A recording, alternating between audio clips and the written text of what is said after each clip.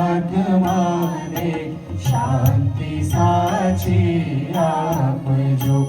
પરમાત્માએ આત્માને શાંતિ સાચી આપજો. સુસંપત્તિ સુવિચારને સત્કર્મનો નૈવારસો.